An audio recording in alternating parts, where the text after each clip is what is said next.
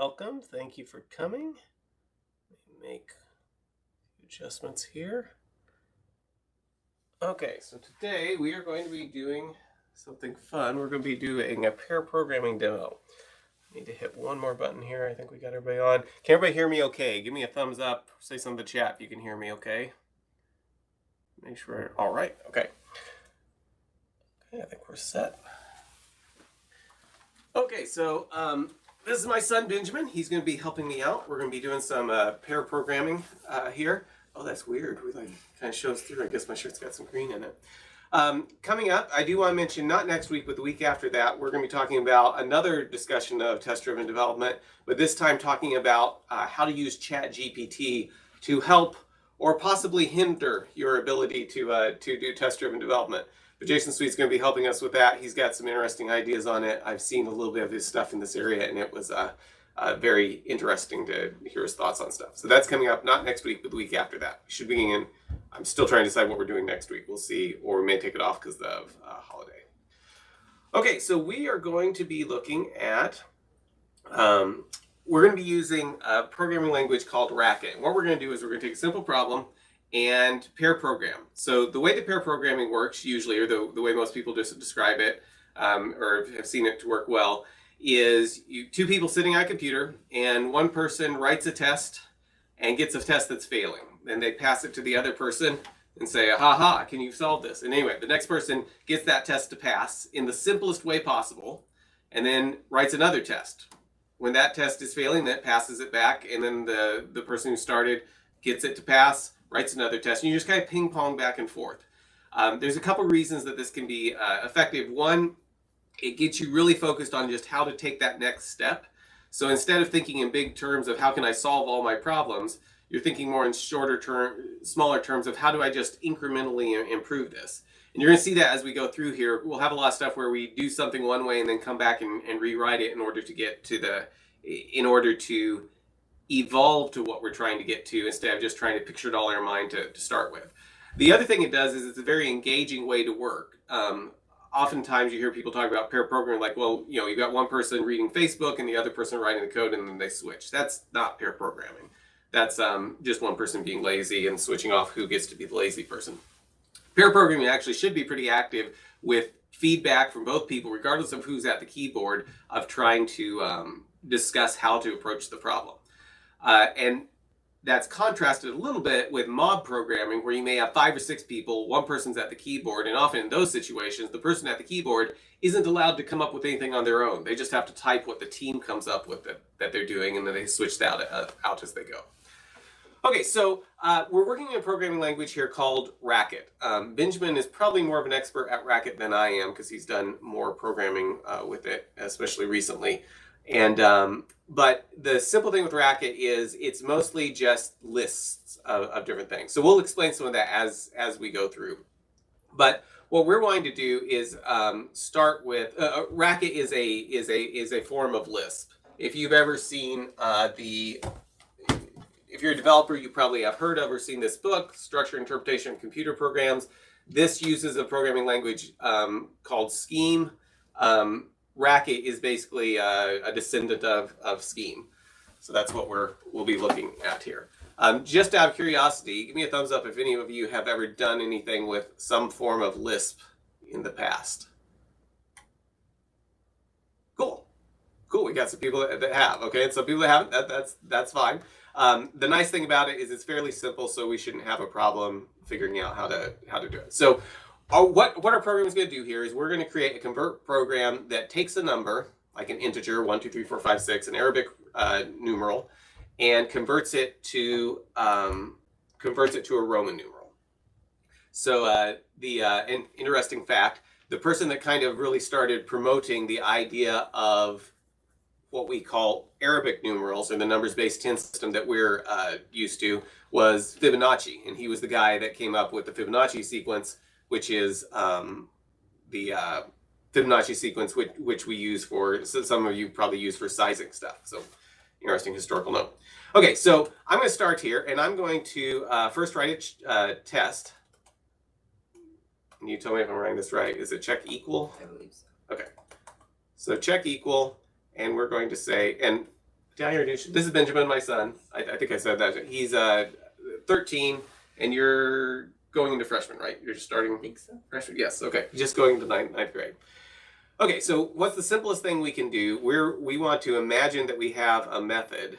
You remember? Is it expected first?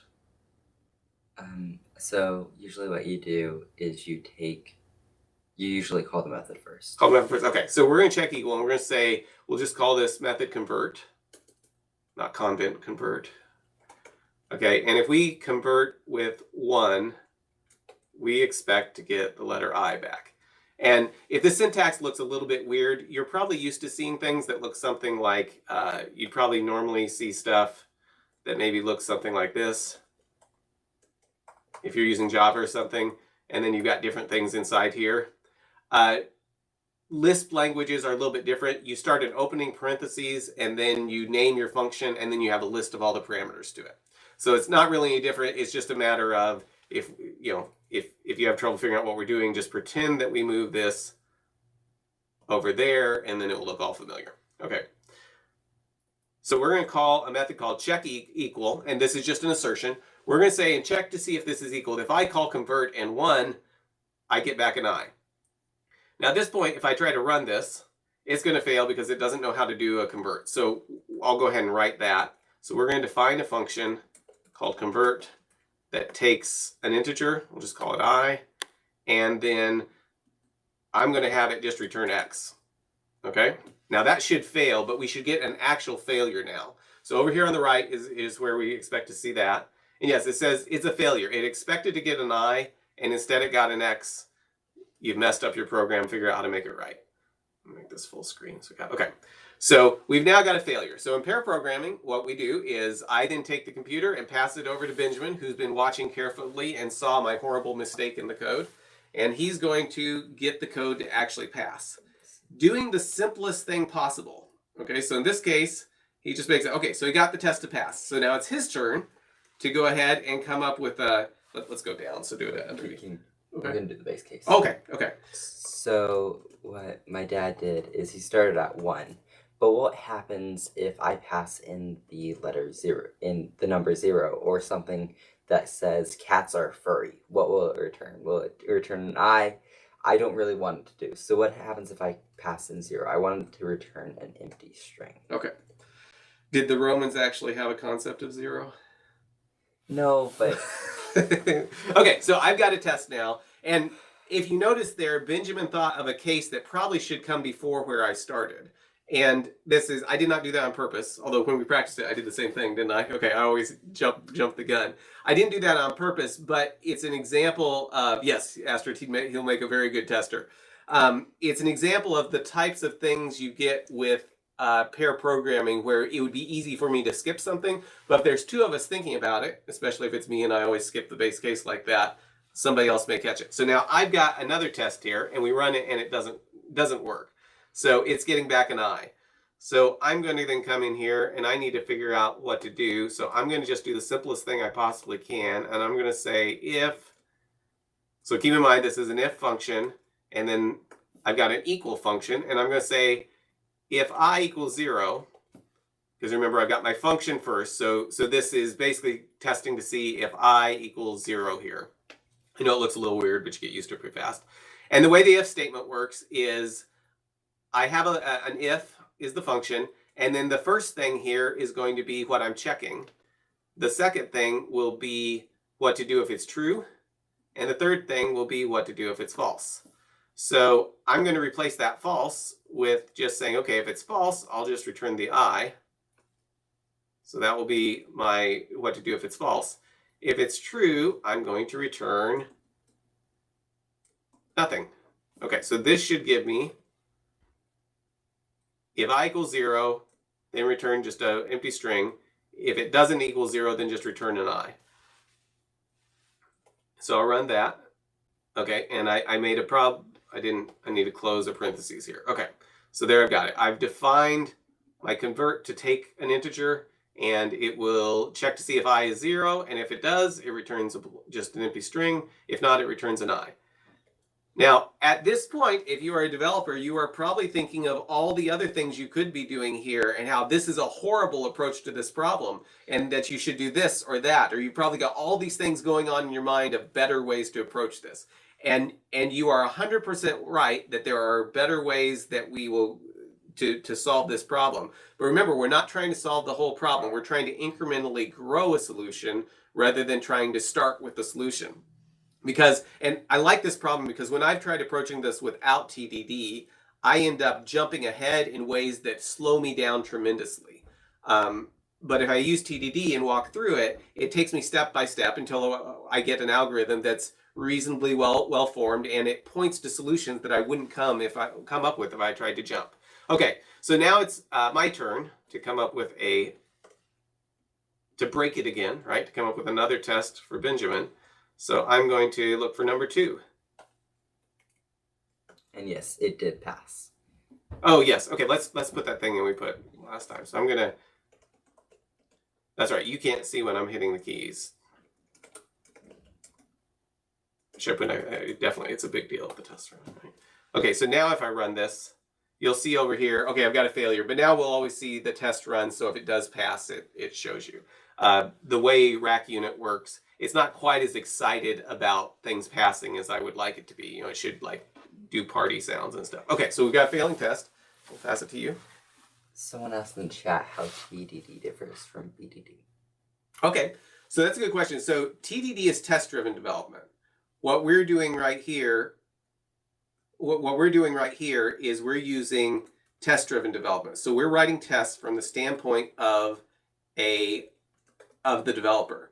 Behavioral-driven development is when you start from the standpoint of how would a user interact with this. So with behavior-driven development, instead of thinking of what does this method do, we'd probably be starting with when I go to this page as this user and I try to do this, then here's what I expect. So I think of BDD as kind of from the outside in or from the top down, and test-driven development being from the bottom up.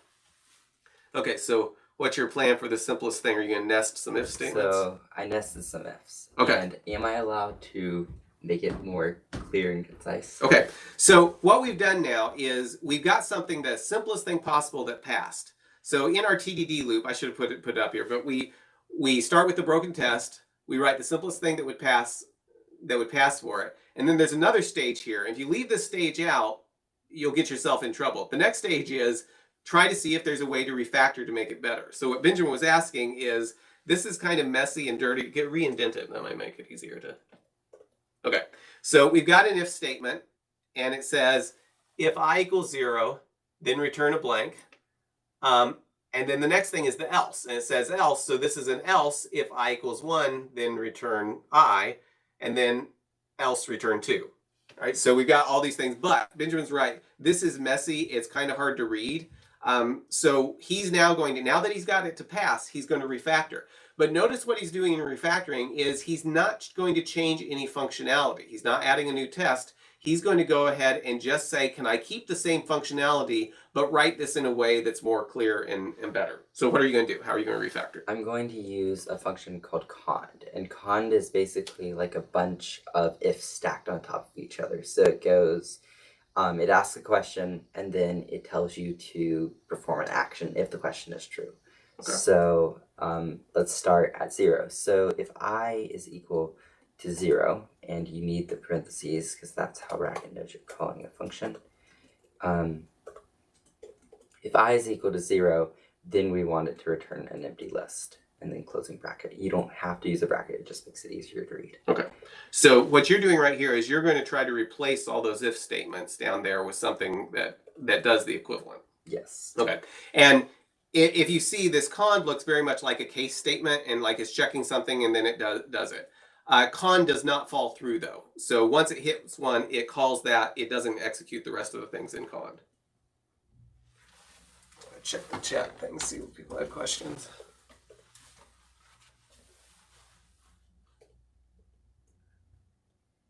Okay, now I'm going to... Yay, now my simpler version passes. So somebody asked, John, you asked why use an obscure language when trying to teach new concepts as an extra layer of complexity. I had a pairing partner in my house that's best at this language, so so that's why we're using Racket. Plus, it's the syntax is easy enough to understand. That's why it gets used for a lot of teaching things. That I figured it was a pretty good place to start. And there may be some developers out there that might find it interesting. Okay, well, John, I might take you up with that. We have to try that. That sounds like a good idea. Okay, where are we at? Okay, so I got something that fails. So Okay. I wrote. So you refactored. We've now got a simple that, and that's a lot more clear. Does that?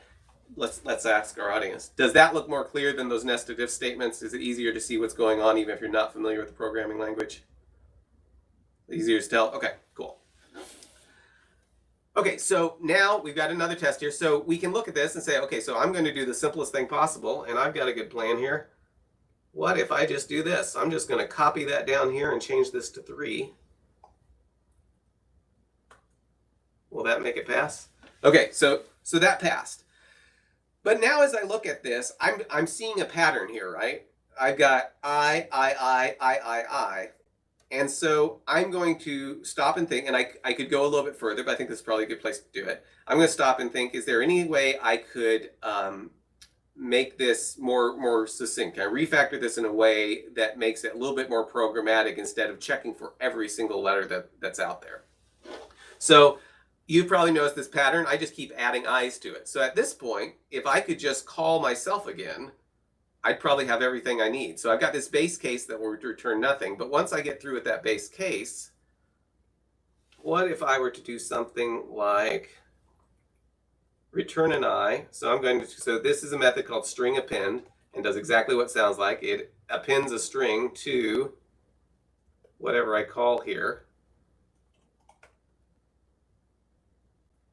And I just need one less than it. So if I go I minus 1, I might not need any of these other things. So let me just comment these out for just a second, just in case for some reason, did I make a mistake? You'll need to do greater than or equal to 1, or else you'll get to a thing where 2. Oh, okay, so let me run it. And, well, okay, so I don't have the right. You have an extra bracket at the. Oh, is it way over there? Okay, so convert, you need an extra paren. Okay. See, this is why I have the expert helping me with this. Okay, so I've got a failure. It got back void when it expected to. And so what you were saying here is when I hit this, if I hit this with 2, I need to actually call it. I'm just falling through. Okay, so I need greater than or equal to. Does that work? Less than or equal to. Oh, okay. No, wait. No, I think it's greater. Yeah, well, we've got tests. Let's find out. Okay, that works. The test ran. So I've just reduced the amount of code here pretty significantly. Format that. Okay. So I've now got one line that does that. And this is, what we did here was recursive. So if you don't work a lot with recursive stuff, this might seem a little mind bending, but I'm just saying, I'm going to take I'm going to take an I and I'm going to output that or put in my buffer. And then I'm going to say, okay, and then whatever convert would do with one less than whatever I was given, smash all those things together, and that's what I'm going to show the user.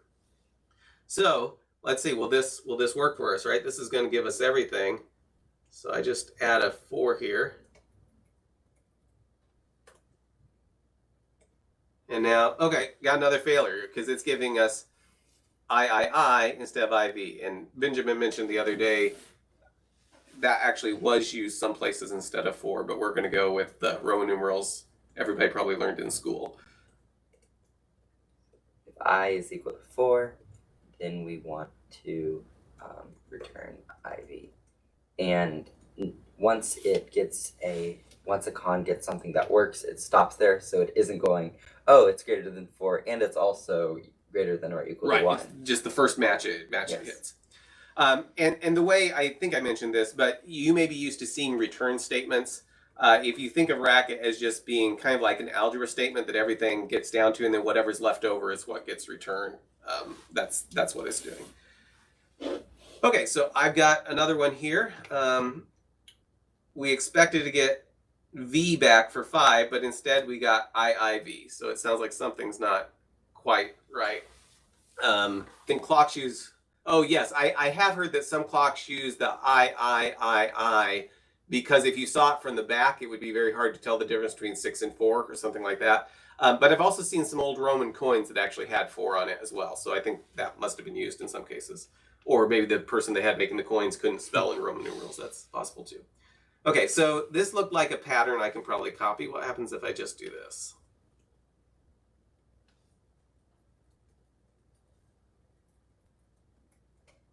So Benjamin tossed it back to me. I'm going to see, does that give me what I want? Okay, so let's add another one here. What happens if I add this? Should fail. I think it will fail. And actually, that's a good point. One of the great things to do when you're getting ready to run your test in your pair programming is predict what will happen. Because some of these tests, we're going to write a test that happens to work, right? And we'll have to write a few more till we get to one that breaks.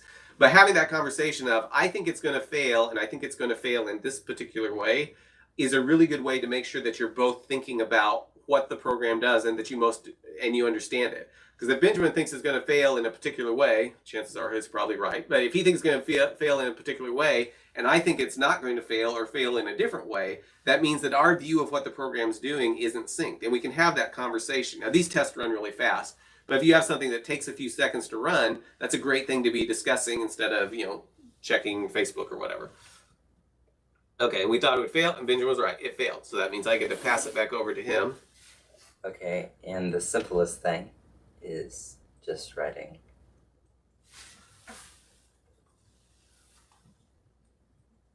the 6.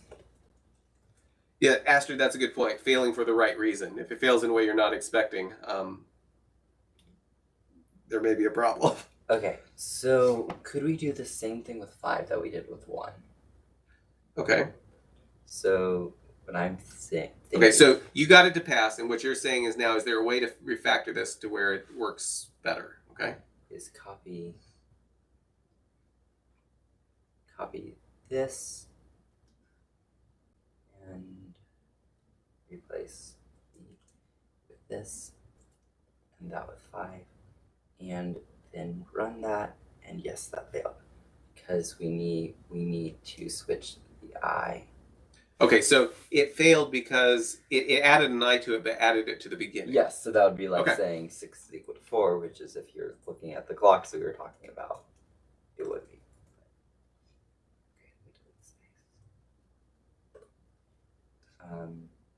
Okay, and then I can delete that. Okay, now let's see, do you think 7 is going to pass?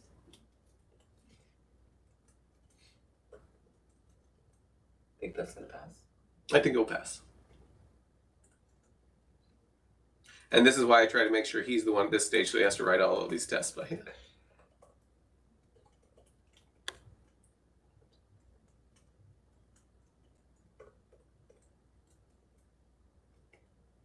Okay, and then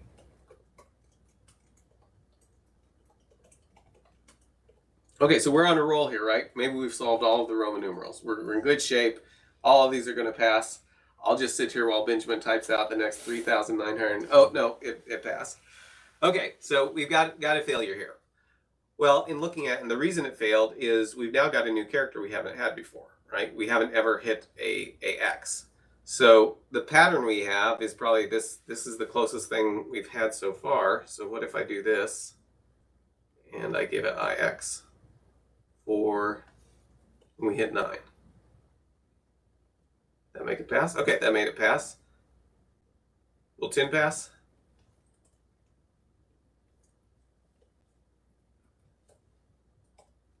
Nope. I love what I think it should be IXI, but Yeah, it's 9 plus 1, right? Yes. So it works, kind of.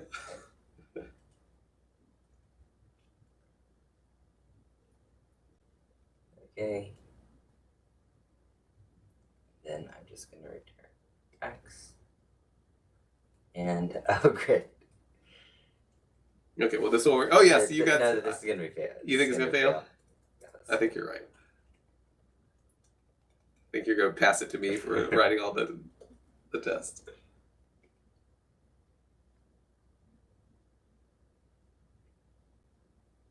I'm very confused how that passed. Okay, well, it works. Let's keep going.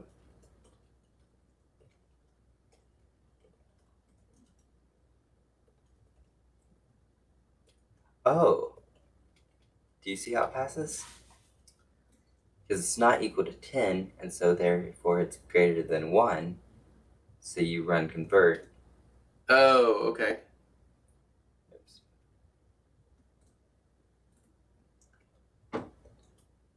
Actually, I'm not sure if we've done that before. Yeah, we've run through this a few times. Tried not to do it so many times that we wouldn't make any mistakes. And Benjamin pointed out last time we did it that each time we come up with a slightly different solution for things. Wait, no, that. Oh yeah, I forgot Yeah. how to count. There's not a huge demand for counting in Roman numerals. Okay, this is where I think it's going to get. Will it though? Yeah, yes, it will. You think 14 will work? 14 shouldn't work. Like this. Quick, someone call IXII for 911. That's great. I don't remember that in the movie, but that's cool. Okay, we got a failure now. So it's no, hang on just a minute. What are you doing here? Oh, okay. So this is a good point, because you can just as easily make errors in your test as you can make in your code. And so by having two people look at it, you dramatically reduce how far you'll go before you actually before you discover it. I've seen situations where people had, the test passed and everything. You go look at the test, you're like, that's because the tests either aren't testing anything. It's like you go look at their test and it's saying, assert true, and it just passes it true. It's like, that's not really helping you out very much here. Okay, so we got a failure. I'm looking at the test. The test looks right. I'm breaking the PDD or the TDD pair programming thing by looking at chat stuff as I go. Okay, so we've got this, and okay, so it's not a new character, right? So since it's not a new character, I could do this, right? Here's the stupid simple way to do it. So we'll go and just do this to see, because we've kind of done that before. When we got to things, we would say,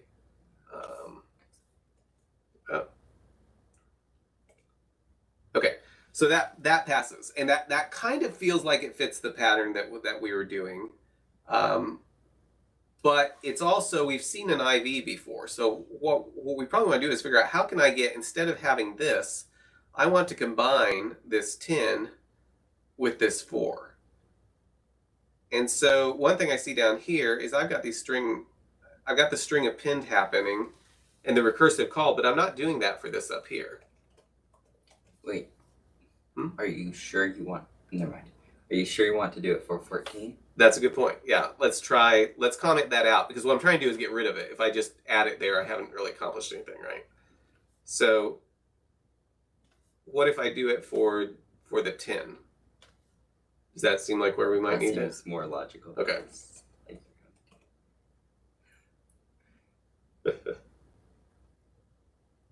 Okay, so string append, and I'm going to try to use the same thing we've done down here.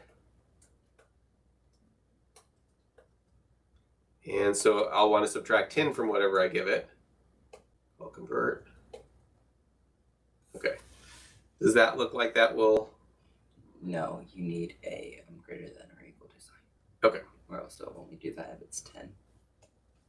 Okay, so there it passed. Now, in looking at this, I've got something I do for 1, something else I do for 4, something else I do for 5, or same thing again for 5, something else I do for 9. The composite ones we're doing something different for. But is it possible that we can rewrite that in a way that makes it more, like, can we make all these things the same? You may not have to, but you could. Well, so, right, we could, but it would also make it more, it would be easier to see what's happening if I'm doing the same thing for each line. So let's try that and see if that works. So if I do this, well, I need to add to it. So then I want to string append that to convert. And this one I want to subtract 9 from it. So what you're trying to do right now is just make everything uniform? Right. So I'm trying to come up, can I come up with an algorithm that would work for basically, can I make it to where I've just got all this data that's mapping my Arabic numeral to my Roman numeral, and I do the same thing on everything. If I'm able to do that, then I could maybe eventually even abstract the data out to get down to just what the function itself is. So let's try that. Let's see if that works.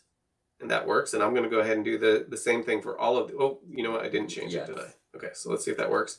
Now notice I'm able to run these tests just over and over and over again. It's a very powerful thing to be able to do that. And I make a small change. If something didn't work, or I accidentally select a bunch of stuff and delete it, or I mess something up, I can just, Control Z back, or if I'm checking it into Git. If I'm using Git, probably what I do is every time I make a change in the test pass, I may check that in right at that point, so I can always fail back to the point that it last passed. I'm sure no one here has ever run into the situation where like you make a change and then you try to fix it and you make another change and pretty soon you're so far down a trail but you can't actually fail back, and then it takes you 2 weeks to figure out that you didn't have a comma where you needed it or something like that. That's probably just me, but I've experienced that before. Okay, string append this to, and this was 4, so I'm going to subtract 4 from it. And okay, so those are, let's make sure it runs. Okay, that works here. So those are all working. So let's see, if we're going to add another test, where do we think it will eventually break down? Okay, you're writing the test now. Yeah, but I'm going to cheat. I'm going to okay, so these are all working. Another thing, let me just show you something that's kind of interesting with Lisp languages. This REPL over here, I can just call things like that and see what they do. So I'm looking at this, and I think John pointed out what's the next interesting test. I can keep on just walking up. If this was something that was very, very vital to the security of our country, I would probably want to test every single one. But in just looking at this, I can probably start saying, okay, where are the places that it changes? I kind of have an idea of where things will break. So I'm gonna go ahead and jump forward a little bit and say, let me try 19, because that's the type of thing that might be interesting. And in this case, it's going to be IXX, so let's make sure that works. Oh, wait. No, I'm wrong. It actually was right and I was wrong, right? It would be XIX. Okay. Okay, so that worked. Let me jump forward to, let's say, 25. Let's do 24 because that's one that sometimes those are the types of things that I think that will work. Should run until you introduce a new character. Okay. So we're pretty sure this is going to, we have reason to suspect this work. Like I said, the amount of tests I will write here probably has to do with how important this thing is. If it's very, very important, it doesn't cost me a lot to write one for every single number we're trying to do. But let's go and jump to 29. So that would be XXIX, right? And that works, right? Yes. Okay. So then we're going to go to, oh, actually 39 is what I was thinking I wanted to do. And 39 is going to be XXXIX, right? So that's what we expect to work. So then we'll go to 40, and this is where it gets, where we think we're going to have something not work. What do we decide? Is that what we decided it is? Extra large. Yeah. Okay, yeah. So 40, L is 50, so XL is 10 less than 50. So if we do this, now we have a failure. So what do we do next? Okay, so the simplest thing to do is going to be just write 40 in.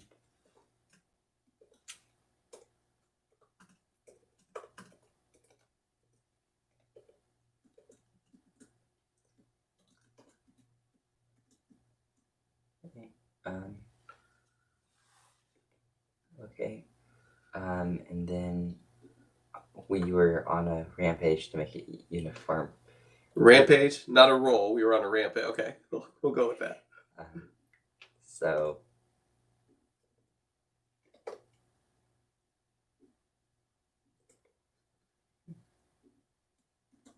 okay, and then run, and it passes. Oh, great. So it should break down here. Let me make sure that 41 still works.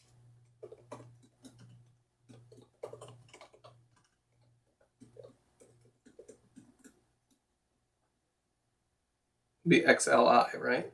For 41? Maybe. Yeah, that's right. Okay. Okay, that ran. And I think that should keep on going. Yeah, so 50 is where we think we'll probably run the next problem, right? Or would it be 40 or 49? Okay. Because I could be wrong on this side. But yes, because you've never. No. Yeah, you don't take an I away from. Okay. You can only take the number that's right below it. So that would be. I think it will be XLIX. Moment. Maybe that seems. I think that looks right. Okay, and then 50 will be. That's when we expect to see a failure, right? Yes.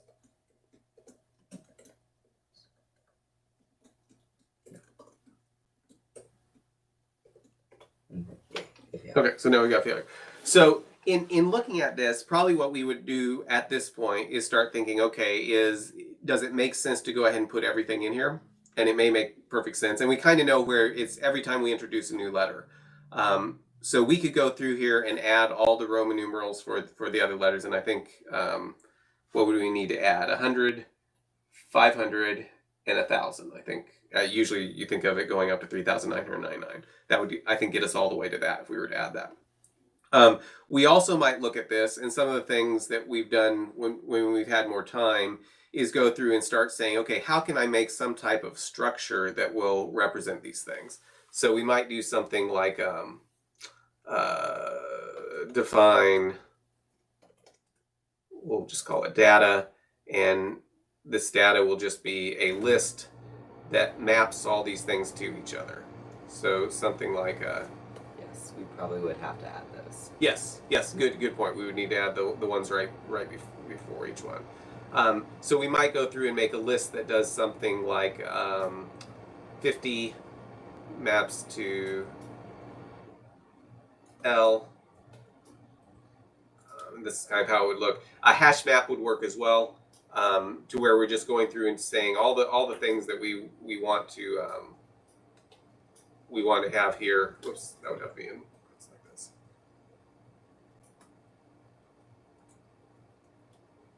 And so on and so forth. So we could go through and we could extract the data out of this if we felt it was worth doing. Now, in theory, if we did that, we would then be able to make our convert into a generic algorithm that would work for all types of different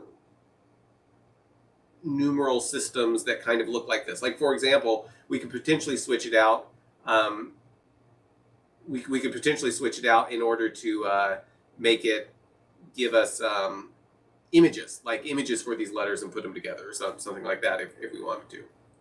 When I've done this in Java, and I've done this on the Lunch and Learn before with this one with Java, there is a hash. It's an ordered hash map that works really well for this, because then you can just use a stream to say get the one that's like just below this but not over it. And you can do most of this in a single line once you've got all the data defined. So that would probably be the approach here of going through this. I'm not going to do this this one right now because one thing I can't. For some of the things we've tried to do this with Racketwid, it ends up expanding to even bigger than what we've got here. So just adding this for the rest of these would probably be sufficient for this. But I'll have to look at the Java record. That's interesting. That's not what I've used for this before. But what do you think? Any questions or thoughts? Is this how you've seen pair programming working before? Is this, or did you experience something that looked a lot different than that? Cool. So John's saying this is how he's seen pair programming work, which is awesome. I've seen lots of people that didn't use it like this, but they usually didn't end up doing it very, very long. Any other thoughts or questions, or aggravations?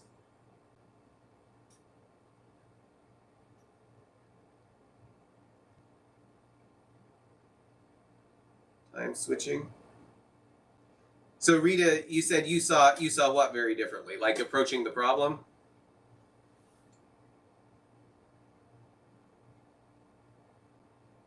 Oh, you saw pair programming very differently. Okay. So like the way you've seen people doing it, it didn't look like that, like passing stuff back and forth. Correct. It didn't look like that. I saw someone telling someone else what to do. Okay. Yes. Just so one person was driving and someone else was just Right. instructing them so they didn't have to type. Correct. Okay. Correct. There are times where if you've got somebody that's learning, it may look a little bit more like that. But if you end up in a situation where the person that knows the most isn't willing to take time at the keyboard, that's usually not a good. It's not really doing pair programming. I see. The ideal situation is where you got somebody saying things like, "Hey, you know more about this than I do. Let me drive here and you help direct me because I want to make sure I get this." But then you're still switching off. If you have teams that are doing that, that's usually a healthy sense of how we're working together and collaborating, instead of it just being something of I'm going to tell you what to do because you're the junior. One kind of red flag with pair programming is when people start being asked to assign their time differently, depending on whether they were the person at the keyboard or the person helping. If they're doing that, then it's because you're thinking more in terms of you got junior and senior person working together, which may or may not be true, but it totally throws off the dynamics of we're working together to discover this as you go, and I'm going to learn from you, and you're going to learn from me. Yes, if the team's already dysfunctional and nobody trusts each other, this would be very hard to implement. When I usually go in with teams that are looking at doing pair programming and things like that, I will usually try to start by driving, even though I'm the person that probably knows the least about what their system's doing, because it's a lot easier to pair with program if they've already seen that I can't type things right and I forget basic syntax and I can't spell when someone's looking over my shoulder. And if you've actually got that experience, then it builds a level of trust to where it's okay for them to sit at the keyboards too. Let's see. Check see. Pair programming 8 hours a day is incredibly draining to sustain for a long time, but adding a third person in mob programming makes the approach much easier to sustain. Yes, and the other thing I'd mention along with that, John, is with a lot of stuff, when you're dealing with cloud things, chances are the information you need to know, having a third person will speed things up more than just than the cost of that person. Just because there's all these intricacies, and if you have 3 people that have done different things, they'll bring a lot more knowledge to it. And a lot of times, particularly when you're dealing with like, okay, we've got this API for the cloud, and I've only used this part, you use this part, and you use this other part. Most of the time, you're just trying to dig through and figure out what the API is for the next step you're trying to take. Cool. Well, that covers what we were wanting to cover today. I will send out a couple links. One, there is a programming course that Benjamin did here recently that's great for learning. It teaches you racket, but it teaches you the fundamentals of computer science stuff. It's really, really good. I'll send that out because it's worth looking at if you're looking at doing if you're wanting to learn programming or have a kid that wants to learn programming. We'll stick around for a while. If anybody's got any questions, come off mute, and we'd love to hear what you got to say. But thank you so much for coming. It was great to see everybody here today. And like I said, remember 2 weeks, we're going to be talking about test-driven development and ChatGPT.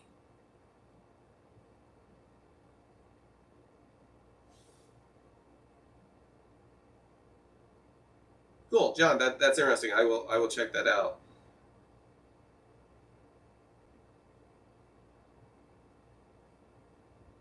I think I did something kind of similar to that, but using I think it was called a hash tree.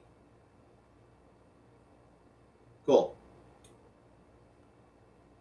Is there a recording for this session? It will be on the YouTube channel. So if you do a search for, go to YouTube and do a search for Agile LNL, like this.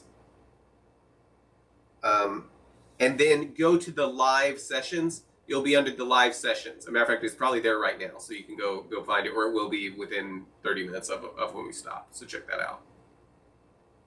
Hey, Troy, good to see you. Thanks for coming.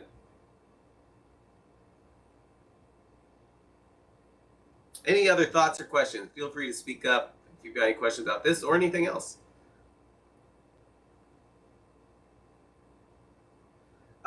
So Dennis, that's a good question. I've seen, and the question is, do pair programmers usually work exclusively that way, or do they switch off? There are sometimes that what you're doing is just typing stuff in. Like you've got a huge spec, a big data definition that you just need to type in, and there's not a lot of value. But that's really a small set of what most programming problems are. So what I've seen teams do is a lot of times you kind of have to enforce pair programming to get people kind of over the hump. Otherwise, they'll take the shortcut of just doing what's comfortable. So I've seen some teams that get together and say, okay, we're going to pair program. No one touches any code unless there's two people looking at it. So you've got to be working with someone else, and they can do it remotely. But you've got to have two people pair programming on it. And then after people get used to working that way, they'll tend to relax it, and the teams kind of get to the point where it's like, hey, I know how to do this. We've done this 10 times. I just need to add another data type for this, or do the same thing we've done in all these different situations. I'm going to not worry about pair. Like for us, it might be, we may say, hey, we've got the format here. Let's just put in the rest of the Roman numerals. And maybe, Benjamin or I could go do that on ourselves while somebody else does something else. Or he's getting ready to leave for lunch or something. And so I'm like, hey, I can knock the rest of this out. We know how to do it. We've got the approach. And so you want to get to the point that you have that flexibility, but it's very, very hard for teams to be able to start without, if they're not familiar with pair programming, it's very difficult for them to reach the right balance unless it's kind of enforced at the beginning of where you're really trying hard to pair program on everything. If a team spends a month pair programming on everything and it's a functional team and they get to where they understand it and they're enjoying it, they'll find the right balance in what they're doing. Mob programming is another great thing that can be very, very valuable. And then you kind of split into pairs and then into individuals. So you got all these different levels depending on what the problem is you're working on. Yes, is there a test for this? I like that. That is a very, very good question to ask. And yes, Astrid, the thing of, say, ensemble or mob programming, where one person might branch off to go do research, or sometimes one person might branch off to go find somebody else in the organization that's done it before and say, I need to go ask them this question. I'm going to go off and do this piece of it, or even just get them and bring them back to the team room so you can ask them questions. So there's lots of rooms for individual stuff still to happen.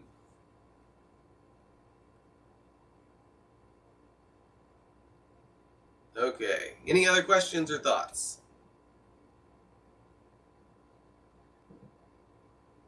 Well, thank you everybody for coming. And thanks for the great input. And John, I appreciate the code sample there. That was great. I'm gonna look a little bit more at that because that may be another way to. It may work better than what I was using last time I did this with Java. So that's great to see.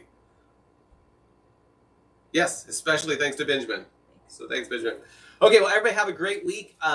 Remember, not next week, but the week after that, we've got the ChatGPT talk, and that's going to be pretty interesting. I'm looking forward to that, and I think that will might be a very interesting thing to invite teammates to if they're interested in any ways that artificial intelligence can be used to improve testing. So thank you, everybody, for coming. We'll see you in 2 weeks, maybe next week if I get an invite put together and out. Have a great day.